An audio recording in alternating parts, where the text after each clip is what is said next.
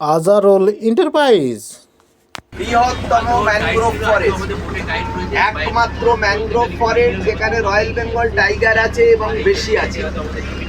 এই বন 1586 প্রজাতির প্রাণীর আশ্রয়স্থল। এখন এই প্রাণীগুলো যদি সব বাঘ হরিণের মতো প্রাণী হতো তাহলে অনেক জন্তু জানোয়ার দেখার সম্ভাবনা থাকে।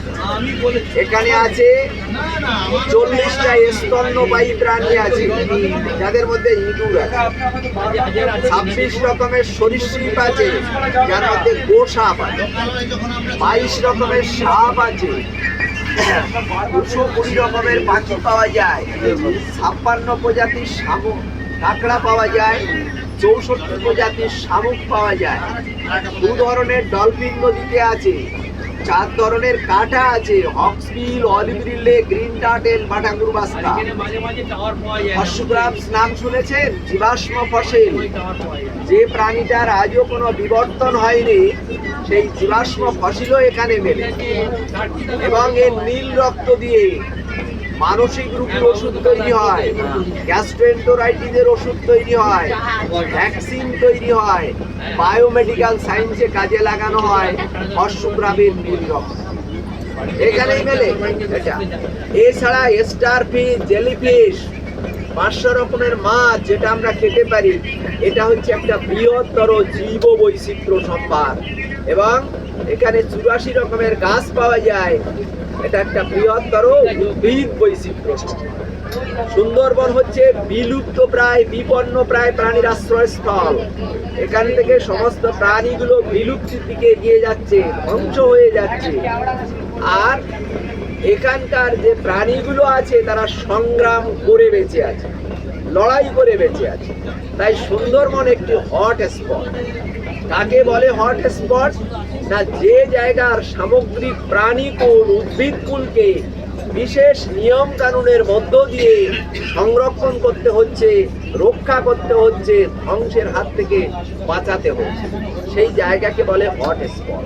সুন্দরবন এখন একটি হট স্পট। কি দেখবো বললে আপাত দৃষ্টিতে জল আর গাছ দেখে হবে না, অনুভব করতে হবে। সুন্দরবন হচ্ছে অনুভব করার জায়গা। এই বনের এই যে এত সব গাছ, এই গাছের পাতাগুলো পচে, কাঠগুলো পচে জলকে নষ্ট করে না, মাছ কাঁকড়ার উৎকৃষ্ট খাবার তৈরি করে।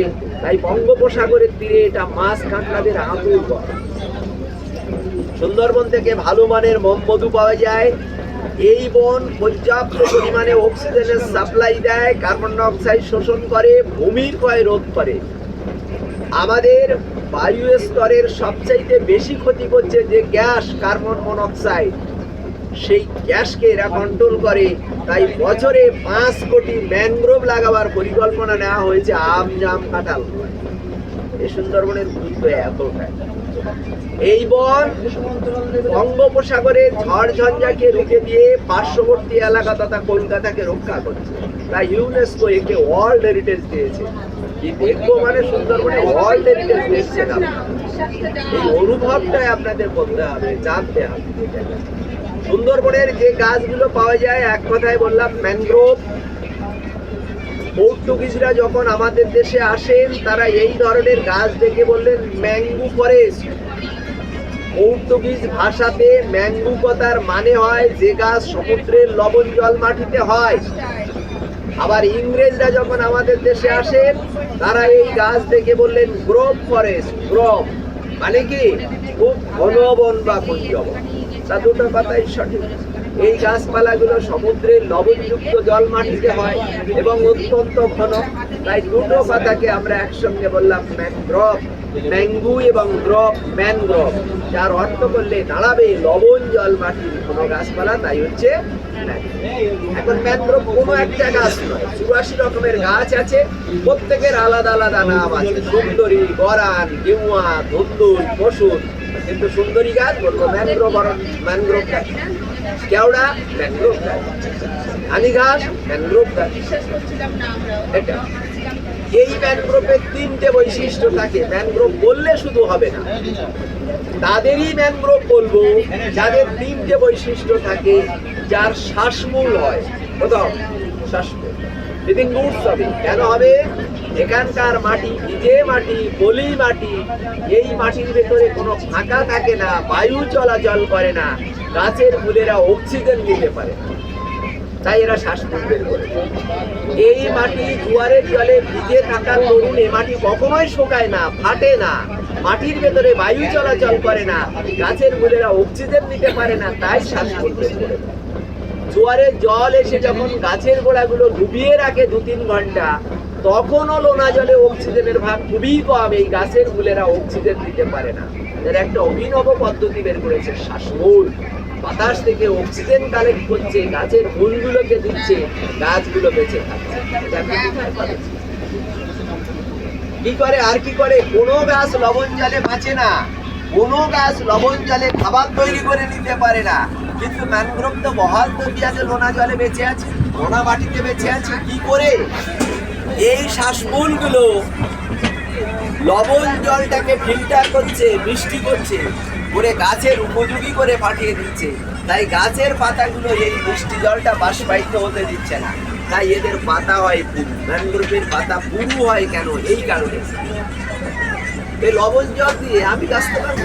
এই লবণ জল দিয়ে গ্রামের কোনো গাছে দিলে বাঁচবে? বাঁচবে না, কিন্তু এরা বেঁচে আছে। তাহলে কি সংগ্রাম একবার বাবু। আর কি করে শ্বাসমূল?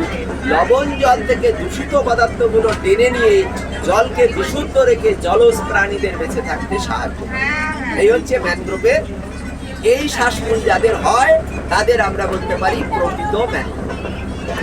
এই শ্বাসমূল সবার একরকম নয়। নদীর সাইডে দেখুন সুতোর মতো ছোট ছোট কাঠির মতো মতো উঠে আছে, এগুলো বাইন গাছের শ্বাসমূল। আবার পশুর গাছের নিচে দেখবেন এরকম ভোতা ভোতা মোটা মোটা শ্বাসমূল। একটাও গাছ হবে না, সবই ওই নাকের কাজ করছে। আবার কারোর দেখবেন গুচ্ছমূল ভরানের, আবার কারোর দেখবেন ঠেসমূল গর্জনের, আবার কারোর দেখবেন সর্পমূল সাপের মতো বিছিয়ে আছে, আবার কারোর দেখবেন সুচালো সুচালো শ্বাসমূল, কাউকে ফেলে দেবেন খেতে থাকবে। আবার কারোর দেখবেন হাঁটুর মতো মূল, জিরোস।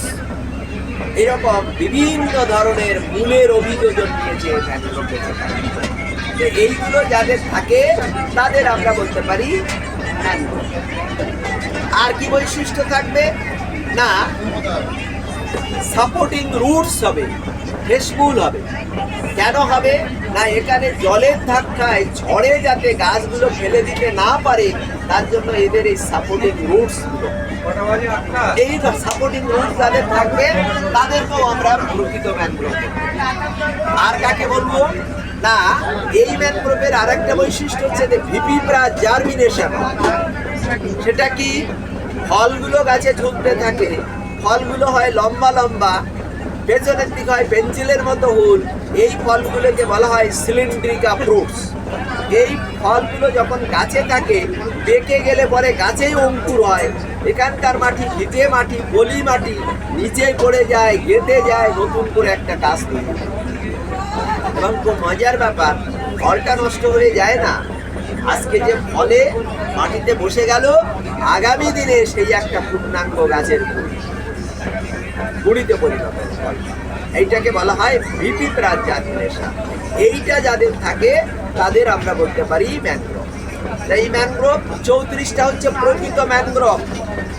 কত রকমের বললাম? গাছ 84 রকমের। 34টা হচ্ছে প্রকৃত ম্যানগ্রোভ, যাদের শ্বাসমূল হয়, ঠেসমূল হয়, জরায়ুজঙ্কুর উদ্গম হয়। বাদ বাকিগুলো কি? অ্যাসোসিয়েট বা সহবাসী ম্যানগ্রোভ। কেন না? সবাই লবণ জল মাটিতে, এই জায়গায় মিল আছে। 50টা হলো এই অ্যাসোসিয়েট। টিফিনটা দিচ্ছে, টিফিনটা নিন। এরপরে সুন্দরবনের নামকরণ এসব নিয়ে হবে, তারপরে প্রাণীদের নিয়ে হবে।